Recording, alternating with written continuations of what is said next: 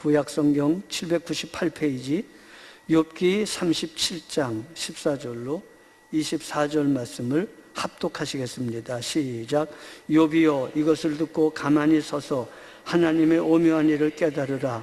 하나님이 이런 것들에게 명령하셔서 그 구름의 번개로 번쩍거리게 하시는 것을 그대가 아느냐? 그대는 겹겹이 쌓인 구름과 완전한 지식의 경이로움을 아느냐? 땅이 고요할 때에 남풍으로 말미암아 그대의 의복이 따뜻한 까닭을 그대가 아느냐?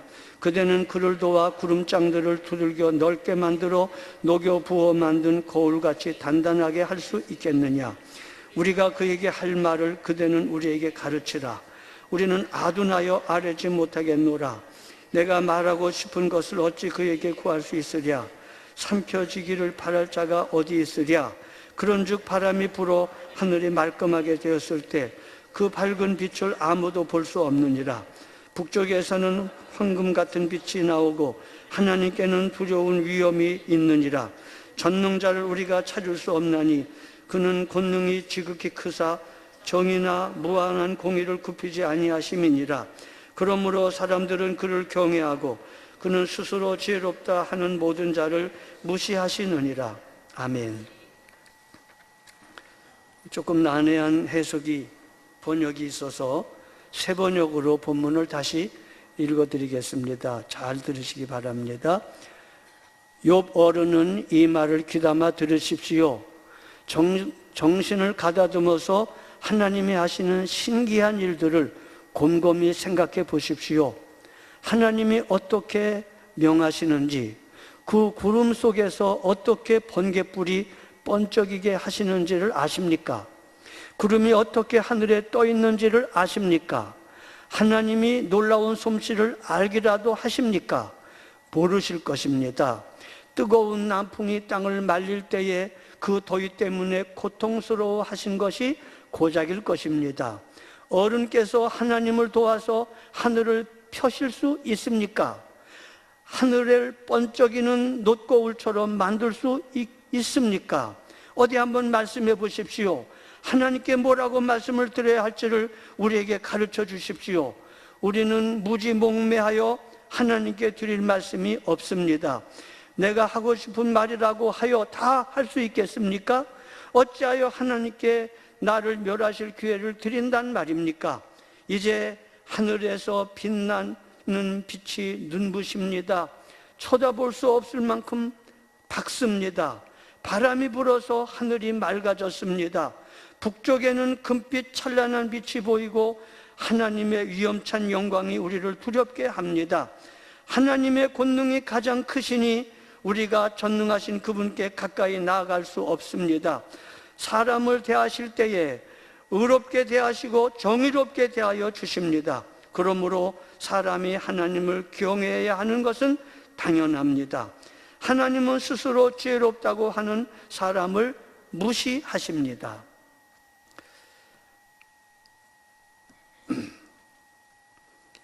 이번 주 내내 엘리후와 더불어 씨름해야 됩니다. 지난 한 주 내내 제4의 인물 엘리후와 더불어 씨름했지만 너무나 어려워서 욥기는 정말 난해한 책입니다. 우선 이 엘리후가 32장부터 37장까지 6장에 걸쳐서 욥의 말을 끝난 다음에 바로 하는데, 이게 욥의 세 친구처럼 틀린 말인지 하나님의 말씀처럼 38장 이후에 나오는 하나님의 말씀처럼 옳은 말인지 아주 난해합니다. 그리고 성경 주석가들이나 해석가들이나 교수님들이 이 엘리후에 대해서 평가를 둘로 딱 나눠집니다. 가령 제가 굉장히 존경하고 성경 일독학교 통독에 대해서 영향을 받았던 노우어 목사님 같은 분은 엘리후는 철없는 어린애다. 그래서 세 친구에 대해서는 하나님이 책망을 했지만 너는 책망할 건덕지가 없다고 그냥 아예 무시했다라고. 천당에 가서 엘리후를 만나면 좀 곤란할지 모르는 표현을 썼습니다. 어린 애라고. 근데 그 유명한, 제가 많이 영향을 받았던 매튜 헨리 같은 유명한 고전적인 성경 해석가는, 하나님의 사람은 이 엘리후를 중재자로 표현하고 굉장히 높입니다. 그의 잘못이 없다고 말하고, 제가 이 설교를 준비하기 위해서 읽었던 제시 펜 루이스라고 하는 워치맨이 형제님이 많이 인용했을 정도로 유명한 성경학자고 교수인데, 이 사람도 욥기만을 강해하기 위해서 신학교 강단에서 7년 동안을 이 욥기 강해를 위해서 씨름했다라고 말하면서, 제시 펜 루이스 교수는 엘리후의 허물이 없음을 주장합니다. 제 입장은 노호 목사님 같은 입장이 아닙니다. 노호 목사님뿐만 아니라 몇 사람이 같은 입장을 하고 있고, 한국의 유명한 성경학자, 제가 존경하는 분도 그런 엘리후는 논평할 가치가 없다 이렇게 말하는 분이 있는데, 전 그렇게 생각하지 않고 그 매튜 헨리나 제시 펜 루이스 등 그런 분들의 주장을 따라서 엘리후를 하나님과 욥과 그 세 친구들의 중재자로 입장에 서 있는 존재로 인정을 하고, 그렇게 이제 오늘도 설교할 것이고, 이번 주까지 계속 엘리후가 말하는 6장에 관한 말씀을 나눌 것입니다. 그 제시 펜 루이스가 엘리후에 대해서 이렇게 말했습니다. 엘리후는 욥에게 있어서 하나님의 참된 사자였다. 엘리후는 쓸데없는 말을 하지 않고 욥에게 그의 처지를 설명하고 생명의 메시지를 전하였다. 특별히 펜 루이스는 욥기 33장 23절 24절을 설명하면서 십자가의 말씀, 중보자에 관한 말씀을 해석하면서 하나님이 그 사람을 불쌍히 여기사 천사를 보내어 말씀하실 것이다. 그가 무덤으로 내려가게 않도록 하라. 그를 살려주어라. 내가 그의 몸값을 받았다. 대속물을 받았다라는 유명한 엘리후의 욥기 33장 24절 말씀을 인용하면서 구약에 있는 욥기에 나오는 예수 그리스도의 대속의 사랑과 은혜를 말씀하셨습니다. 자, 다시 본문으로 들어가겠습니다. 욥은 강경하게 자기의 무죄를 주장했지요. 그게 욥의 마지막 말이죠. 하나님 대답해 주세요 하고 말하는 것으로 욥기 31장으로 욥은 말을 마칩니다.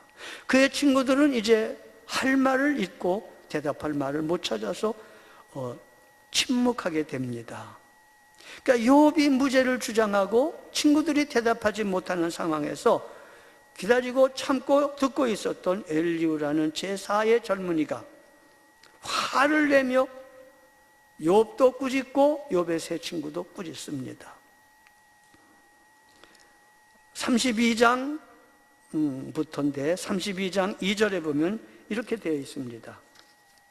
32장 2절에 욥이 자신을 의롭다고 여김으로 그 세 사람이 말을 그치니 람 족속 부스 사람 바라겔의 아들 엘리후가 화를 내어 그가 욥에게 화를 내니 그가 욥에게 화를 내면 욥이 하나님보다 자기가 의롭다 하며 또 세 친구에게 화를 내면 그들이 능히 대답하지도 못하면서 욥을 정죄함이라. 그래서 세 친구와 욥에게 화를 냅니다. 그리고 세 친구와 욥 사이뿐만 아니라 세 친구와 욥과 하나님 사이를 중재하는 발언을 하고 있는 겁니다. 중재하는 발언. 아버지가 알면 크게 매를 맞을 죄를 저지른 아들에게 그 아버지 앞에서 엄마가 막 화를 내고 때리면 더 무서운 아버지는 때리지 않게 됩니다. 이해가 되십니까? 여러분이 못된 짓을 저질렀는데 목사가 막 화를 내고 막 구박을 하고 때리면 하나님이 그만해라, 그만해라. 그러고 여러분에게 때릴 매를 안 때린다는 겁니다. 이거 배경이 목사님한테 배운 겁니다. 그래요. 지금 그 엘리후가 욥과 그 세 친구에게 막 화를 냈습니다. 중재자의 모습입니다. 욥은 자기가 하나님보다 의롭다고 여기는 듯한 말을 했죠. 그렇죠? 그러니까 욥이 재물의 시험에서 이겼고, 건강의 시험, 질병의 시험에서 이겼고, 자식이 다 죽는 시험에서도 이겼는데, 부인이 와가지고 못된 말을 해도 이겼는데, 욥이 흔들린 게 뭔지 아십니까? 자존심의 문제입니다. 새 친구가 와가지고 죄 없는 욥을 향하여 자꾸 죄 있다고 그러고 죄값이라고 그러고 그러니까 욥이 막 이성을 잃을 정도로 화도 내기도 하고, 그 지난번에 설교할 때 나의 개를 치는 사람의 새끼들 같은 존재가 나를 없이 여기는구나 이러면서 무지막지한 말로 욕을 합니다. 이런 그 세 친구의 그 변론 과정에서 욥이 흥분합니다. 그러다 보니까 하나님을 원망조로 말하게 되는 그런 허물이 생겼어요. 나중에 38장 1절에 하나님 폭풍 가운데 나타나셔서 2절에 하시는 말씀이 무지한 말로 생각을 어둡게 하는 자가 누구냐라고 욥을 책망합니다. 근데 이 바라겔의 아들 이 엘리후가 하나님과 비슷한 맥락에서 욥을 책망합니다. 그리고 세 친구들도 책망하는데 그거는 욥의 허물을 입증하지도 못하면서 정죄하는 것 때문이다라고 32장 2절에 말합니다. 엘리후는 진심과 열정을 가지고 욥을 설득하고 그리고 공박하고 권면합니다. 욥기 42장에서 엘리후에 대한 하나님의 침묵, 욥도 33장, 34장쯤에 가가지고 엘리후가 얘기하다가 할 말씀을 해 그럽니다. 내가 더 말할 게 많은데 자 지금까지 한 거에 대해서 할 말씀을 해봐라, 대답해라. 그런데 욥도 대답 안 합니다. 뭔지 이상하게 뭔가 압도당한 듯이 욥도 대답 안 합니다. 엘리후의 말에. 그리고 42장에 하나님도 욥을 38장에는 욥을 책망하고 42장에는 욥의 세 친구들을 책망할 때에도 이 엘리후에 대해서는 책망하지 않습니다. 나이가 어린 어린애라 책망할 가치가 없어서 책망한 것이 아니다. 그런 말은 좀 곤란하다고 생각합니다. 하나님의 말씀을 6장이나 할애하고 있는 욥기 중에서 6장을 차지하고 있는 엘리후를 이렇게 가볍게 넘어갈 수는 없습니다. 그래서 이 엘리후의 이야기를 들을 때 우리는 좀 신비스럽고 난해하지만 매우 그에 대한 평가를 조심스럽게 해야 됩니다. 함부로 평가해서는 안 됩니다. 엘리후에 대한 긍정과 부정의 의견이 분분하지만 그의 모든 문맥으로 37장을 쭉 오늘 우리가 읽은 부분을 보고 바로 38장에 하나님의 말씀을 보면요, 놀라운 것은요, 37장에서 엘리후가 구름을 동원하였고 구름이 번개로 번쩍거리게 하시는 것을 그대는 아느냐. 37장 16절 18절에 그대는 그를 도와 구름장들을 두들겨, 좀 어렵게 표현한 거죠, 넓게 펴서 만들게 할 수 있느냐. 구름을 동원합니다. 21절에 그런즉 바람이 불어 하늘이 말끔하게 되어 있는 청명한 하늘을 누가 만들었느냐. 22절에 황금 같은 빛이 북쪽에서 내려오는 그 빛을 아느냐. 누가 그 빛을 주었느냐.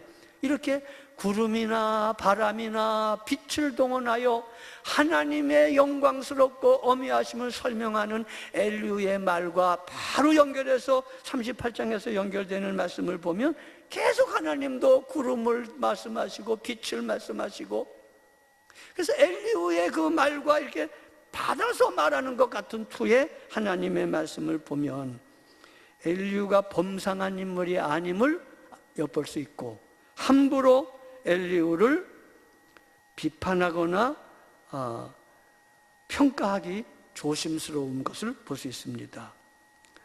그래서 저는 오늘 그 엘리후에 관한 모든 말씀을 다 말씀드릴 시간은 없고, 오늘 본문 14절에 우리 아까 읽어드렸던 말씀 세 번역을 보면 욥 어른은 이 말을 귀담아 들으십시오. 정신을 가다듬어서 하나님이 하시는 신기한 일들을 곰곰이 생각해 보십시오.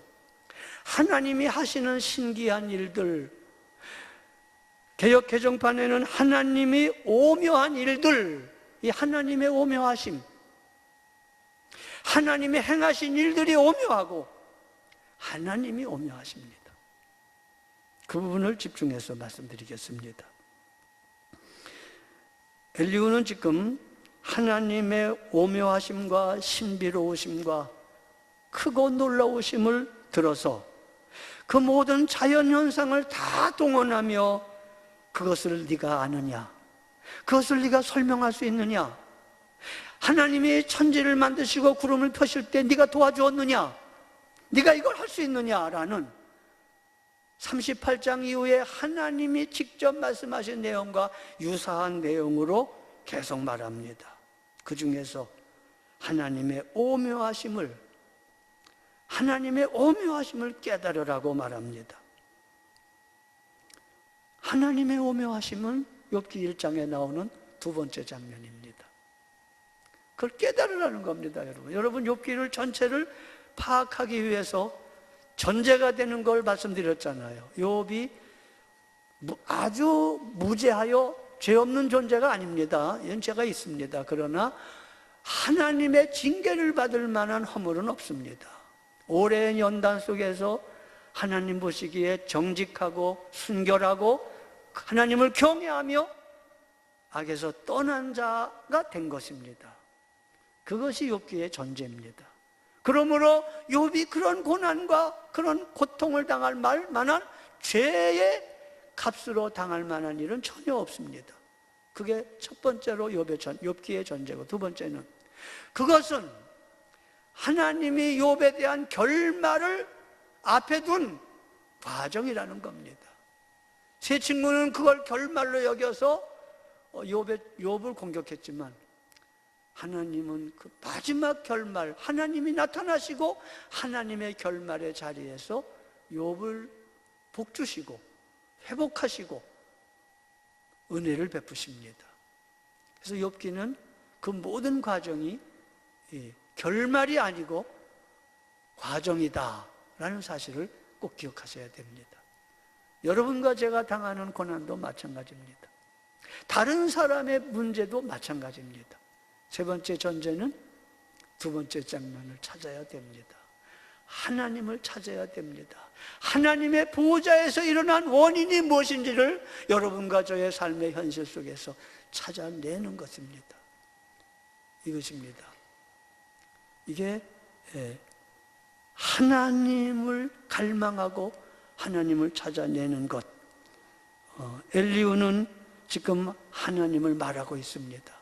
논리 속에 들어가지 않고 옳고 그름에 들어가지 않고 하나님이 말씀하신 것과 같은 논리로 하나님은 크시다, 하나님은 창조주시다, 구름을 봐라, 바람을 보아라, 밝은 빛을 바라보아라, 하늘을 바라보아라, 악어를 바라보아라. 나중에 하나님은 악어를, 말을 동원하며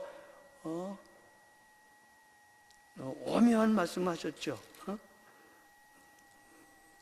40장 보면 까마귀 새끼가 하나님을 향하여 부르짖으며 먹을 것이 없어서 허우적거릴 때에 그것을 위하여 먹을 것을 주신 이가 누구냐? 하나님이 하신 말씀입니다. 까마귀 새끼를 먹이신 이가 누구냐? 너냐 욥? 아니다, 나다. 그러니까 욥의 개인적인 문제를 넘어서서 하나님의 크고 위대하심을 말씀함으로 논쟁을 끝내십니다. 근데 이제 오늘 본문에도 보면 하나님의 오묘하심을 깨달으라 하는 말씀입니다. 하나님의 크고 어미하시고 능력이 많으심을 통하여, 그가 하신 일을 통하여 하나님의 오묘하심을 깨달으라고 욥에게 엘리후가 말씀합니다. 그대가 아느냐, 그대가 할 수 있느냐. 사실은 개역개정판은 그대라고 번역했는데 이 엘리후는 나이가 어리골랑이요, 그리고 욥은 나이가 많골랑이요. 거의 아들뻘쯤 될지도 모른다고 누가 말합니다. 그러니까 이 세 번역이 더 잘 됐습니다. 욥 어른은 이렇게 말합니다. 그대라고 말하지 않습니다. 그러니까 개역개정판을 보면 어린 나이가 그대는 반말로 하는 어투가 돼서 괜히 엘리후가 좀 못된 사람처럼 느껴지게 그렇게 되는데, 욥기에서 기억해야 될 것은 두 번째 장면입니다. 하나님을 네가 아느냐? 하나님을 네가 아느냐? 두 번째 장면에 하나님의 보좌에 앉아 계신 창조주 하나님, 주권자 하나님, 만유의 주제요 만복의 근원이신 하나님을 네가 아느냐? 네가 함부로 하나님보다 어렵다고 할 수 있느냐? 이렇게 엘리후가 말했는데 나중에 하나님도 그렇게 말합니다. 하나님도 전능한 하나님과 다투는 욥아 하고 욥기 40장 2절에 하나님이 욥에게 말합니다. 전능한 하나님과 다투는 욥아, 네가 나를 꾸짖을 셈이냐? 네가 나를 비난하니 어디 대답해 보아라. 욥의 허물을 하나님이 지적했는데 엘리후도 똑같이 지적한 겁니다. 네가 어떻게 하나님 앞에 할 말이 있다고 그러느냐? 잘못은 인간에게 있는 거요, 하나님에게는 허물이 없는 거다. 그러나 물론 우리가 극한 상황 속에서 욥이 부르짖고 울부짖는 얘기를 감안하셔야 됩니다. 그래서 죽고 싶다고 한 얘기입니다. 사실은 욥기 3장에 태어난 나를 저주하고 죽고 싶다고 한 말이 시작이고, 그 말을 받아가지고 엘리후를 비롯한 세 친구가 계속 욥을 정죄하기 시작하여 말 왔다 갔다 하다 보니까 욥의 입에서 하나님을 원망하는 듯한, 하나님과 다투는 듯한 말이 나온 건 사실입니다. 극한 상황에서 죽고 싶다는 욥과 결코 죽일 수는 없다는 하나님과의 싸움입니다. 욥기 1장 보면요, 사탄이 허락을 받고 내려가죠. 그럴 때 하나님이 단서를 하나 붙입니다. 그러나 욥의 생명은 건드리지 말아라. 몸의 건강을 2장에서도 건강까지도 가져갈 수 있지만 욥의 생명은 건드리지 말아라. 그러니까 이제 욥은 너무나 아파가지고 죽고 싶은 거예요. 쉬고 싶은 거예요. 근데 하나님이 묶어놓은 것에 의해서 죽을 수도 없는 거예요. 죽으면 안 되죠. 하나님과 사탄 사이에 논쟁이 중간에서 끝나는 거죠. 꼭 살아서 그 과정을 통과하고 하나님의 명예를 영화롭게 해야 될 책임이 욥에게 있는 겁니다. 그게 영광스럽고 그게 어미하고 너무나 놀라운 것입니다. 하나님이 당신의 명예를 욥의 결정에 걸었다는 것. 그렇기 때문에 그 무게 때문에 욥이 고통하며 부르짖는 겁니다. 그래서 죄악 중에, 고통 중에 욥의 죄악을 입증하지 못하며 할 말을 잃은 친구들, 그 친구들 앞에서 너무나 속이 상하여 변명하다가 죽고 싶은 욥, 죽여달라고 건불 같은 나를 왜 붙잡으십니까? 바람에 날려가는 낙엽 같은 보잘것없는 나를 왜 관심을 가지십니까? 침상길 동안도 나를 내버려 두지 아니하시니 어떡합니까? 좀 내버려 둬서 음부로 내려가게 하세요. 근데 조건이 뭐라고요? 안 죽인다는 겁니다. 그게 여러분과 저의 인생입니다. 너무나 힘들면 깨끗하게 죽으면 이 고생 안 할 텐데, 근데 하나님이 그렇게 쉽게 안 죽이십니다. 스스로 죽는 것은 엄금하신 것이고 고통의 세월을 보내야 됩니다. 건강할 때도 마찬가지지만 특별히 몸이 아프고 괴로울 때 사람은 죽기를 원합니다. 근데 지금 욥도 죽기를 원했지만 못 죽는다고 하나님이 묶어놓으신 겁니다. 그래 그 과정 속에서 어떻게 할 수 없어서 욥은 하나님을 찾게 되고 하나님을 부르짖게 되고 하나님을 구하게 되고 점점 하나님 쪽으로 가까이 나가게 되는 것입니다.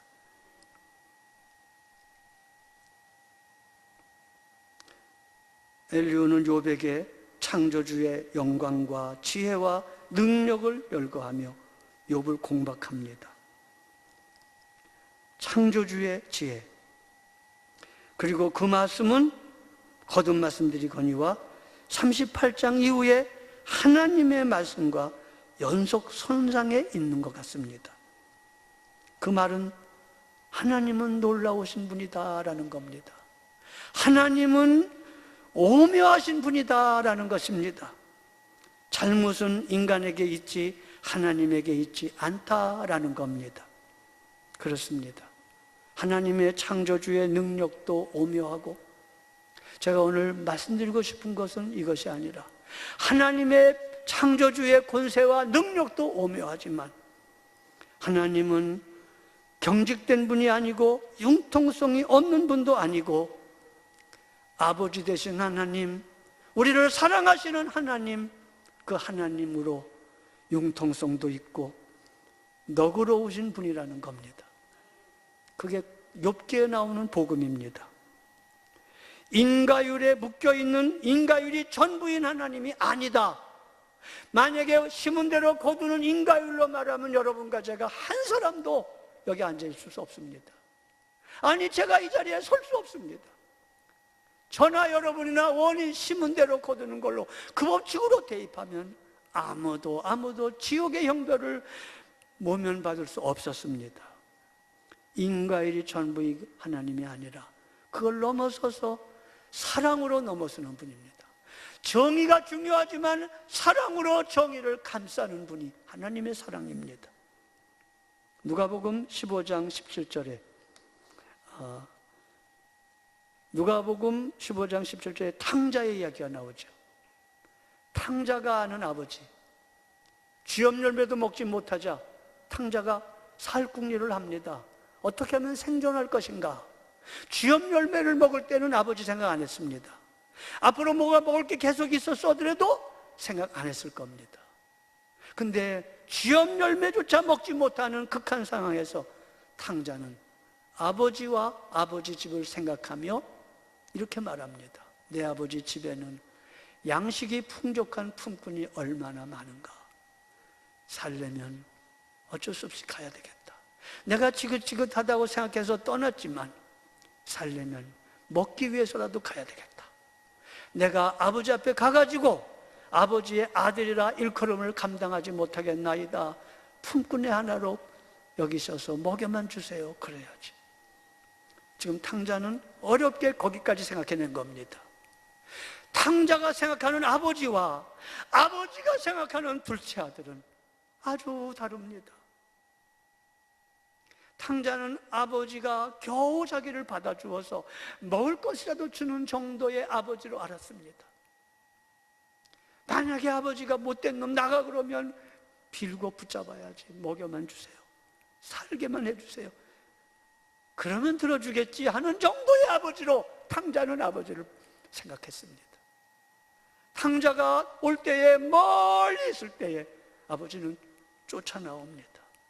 유대인의 그 옷은 그 이상한 애복 같은 치마 같은 옷이라 다름질할 수 없는 옷입니다. 그걸 들고 여자의 그 여자 결혼식 때 입은 것 같은 그런 옷 같은 걸 이렇게 들고 막 뛰어서 아들에게 찾아가서 어떤 절차도 없이 방법도 없이 그냥 안고 또 안고 울며 영접하며 단박에 아들의 지위와 신분을 회복시키는 아버지. 탕자가 생각하는 아버지와 아버지가 생각하는 탕자가 달라요. 마태복음 25장 24절로 25절에 보면 달란트 비유가 나오는데 한 달란트 받은 사람이 땅에 묻었다가 주인이 돌아올 때 도로 내놓으면서 하는 말이 이런 말입니다. 당신은 굳은 사람이라 모으지 않은 데서 해치고 해치지 않은 데서 모으는 사람인 줄 알았으므로 내가 두려워하여 당신의 재산에 축낼까 봐 두려워하여 장사 같은 건 위험하니까 안 하고 땅에 파묻었다 가지고 왔나이다. 하나님, 그 왕이 뭐라고 그래? 주인이 뭐라고 그래? 악하고 게으른 종아, 너는 나를 모으지 않은 데서 해치고 해치지 않은 데서 모으는 굳은 사람으로 알았더냐? 하나님은 그렇게 굳은 사람이 아닙니다. 하나님은 유연하시고 부드러운 아버지십니다. 지난주에도 말씀드렸지만 쩝쩝거리며 밥 먹으면 이빨을 부러뜨릴까 보다고 화를 내는 아버지이지만 한 번도 이빨 부러뜨리지 않습니다. 별거 아닌 것까지도 화를 내시며 큰 죄를 저질러도 아버지는 다 책임지시는 아버지입니다. 세상 모든 사람이 그를 정죄해도 어머니는 내 아들이 친구 잘못 만나서 그렇다고, 잘못 만나서 그렇다고 그러고 병들어서 그렇다고 변호하는 아버지 어머니입니다. 부모에게 있어서 자식은 사법 대상이 아닙니다. 한없이 너그러우신 어머니요 아버지입니다. 지금 하나님의 오묘하심과 하나님의 신기하심을 엘리야는 말하고 있는데, 자연계로서의 오묘하심과 그 능력뿐만 아니라 더 놀라운 것은 창조의 부분만이 아니라 아브라함을 택하시고 여기까지 우리를 인도하신 구원의 하나님의 신비하심, 그 오묘하신 사랑을 말씀하고 있는 것입니다. 그렇습니다. 욥이여, 이것을 듣고 가만히 서서 하나님의 오묘하심을 깨달으라. 14절의 말입니다. 욥 어른은 이 말을 귀담아 들으십시오. 정신을 가다듬어서 하나님이 하시는 신기한 일들을 곰곰이 생각하십시오. 그렇습니다. 탕자의 결심은 잠깐이고 아버지의 환대는 탕자가 죽을 때까지, 아버지가 죽을 때까지 계속됩니다. 이 말씀은 하나님이 굳은 분이 아니라는 말씀은, 하나님이 그 탕자가 생각하는 정도의 아버지가 아니라는 말씀은 여러분과 저에게 너무나 고마운 말씀입니다. 여지가 있는 하나님, 법을 세워놓고 11시까지 안 오면 죽인다. 어떤 부모가 11시 넘어서 왔는데 죽입니까, 자식을? 여지가 있는 하나님. 또 이런 말 하면 또 그걸 또 기화로 또 옳다구나 하고 막 살아도 된다고 생각하는데 그렇지 않습니다. 그럴 수 없습니다.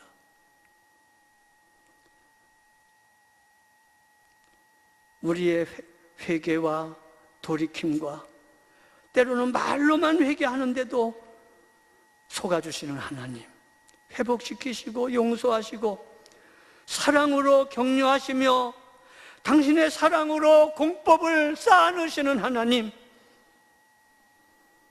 열린 하나님, 열린 세계의 무한한 사랑과 자유로 우리를 초청하시고 영접하시는 하나님. 매주일 나와서 기도할 때 뭐라 기도합니까? 하나님, 내가 이제 이번 주간만은 정말 잘 살았어요. 월요일부터 오늘까지 정말 욥처럼 살았습니다. 이렇게 고백할 한 분 계십니까?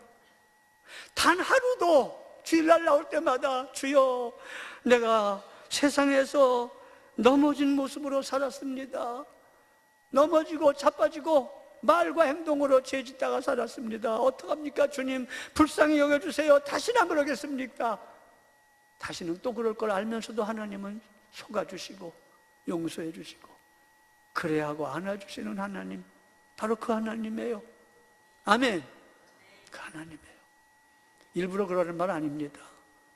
우리 연약함을 아시는 하나님, 우리의 답답한 현실 속에서 하나님은 뻔한 정답으로 대답하지 않으시고 탁월하신 사랑으로 안아주십니다. 그러므로 여러분의 가족들에게, 여러분의 이웃들에게 입 바른 소리 너무 하지 마세요. 내가 3번씩이나 말했는데 안 들어. 하나님은 3,000번, 30,000번 말해도 여러분 안 들었잖아요. 올 때마다 잘못된다고 그래놓고 잘하겠다고 그래놓고 어떻게 했어요? 다른 사람을 너무나 날카롭게 비난할 수 없습니다. 그래서 이것이 바로 이웃에 대하여 오래 참고 기다려야만 하는 이유입니다, 여러분. 이게 욥기의 중요한 메시지입니다. 교회의 모든 문제 중에서 입만 다물면 99%가 해결된다고 그럽니다, 어떤 분이. 그 입을 열어 누구를 정죄하고 비난하며 잘하면 삐죽거리고 못하면 정죄하고 시기하고 질투하는 거. 하나님이 나를 대우하신 그 파격적인 사랑 앞에서 하나님을 생각하고 형제를 보셔야 됩니다. 우리는 비록 아브라함같이 온전하지 못할지라도, 물론 아브라함도 온전치 못하다가 나중에 온전하게 됐지만 욥과 같이 온전하지 못할지라도 하나님은 못난 우리를 언제나 너그럽게 열린 마음으로 얼싸 안으십니다. 마치 벤허에 나오는 유다 벤허가 납병 걸린 자기 어머니와 자기 동생을 오지 말라고 더럽다고 그러는데 싸 안을 그 모습처럼 하나님 우리를 싸 안으셨습니다. 마음을 다하고 목숨을 다하고 뜻을 다하여 주 너희 하나님을 사랑하라는 말씀, 신명기 6장의 말씀은 십계명의 결론입니다. 마태복음 22장의 예수님의 결론이기도 합니다. 그렇게 우리에게 요구하십니다. 그런데 여러분, 우리에게 요구하시기 전에 하나님이 이미 마음을 다하고 목숨을 다하고 뜻을 다하여 여러분과 저를 사랑하신 겁니다. 그게 십자가입니다. 십자가의 언어입니다. 아까 33장 24절 대성물을 받았노라, 대성물을 받았노라, 그 부분을 세번역으로 읽어보시면 내가 이미 욥의 대성물을 받았노라 그렇게 말합니다. 그게 십자가의 말씀입니다. 예수 그리스도의 죽으심으로 십자가로 말미암아 우리를 대속하기 위하여 아들을 내어주신 하나님. 창조의 능력보다도 바람과 비와 햇빛과 달 여러 가지를 말씀함으로 당신을 증언하시는 것보다도 훨씬 큰 증거가, 아브라함의 하나님, 이삭의 하나님, 야곱의 하나님은 자기 백성을 애굽 땅 종되었던 집에서 건져내신 구원의 하나님이요, 오늘 여러분과 제가 죄인 되었을 때 그리스도께서 우리를 위하여 죽으심으로 우리에 대한 당신의 사랑을 확증하신 사랑의 아버지입니다. 오묘하신 사랑입니다. 놀라우신 사랑입니다. 예수님의 사랑 놀랍고 놀랍습니다.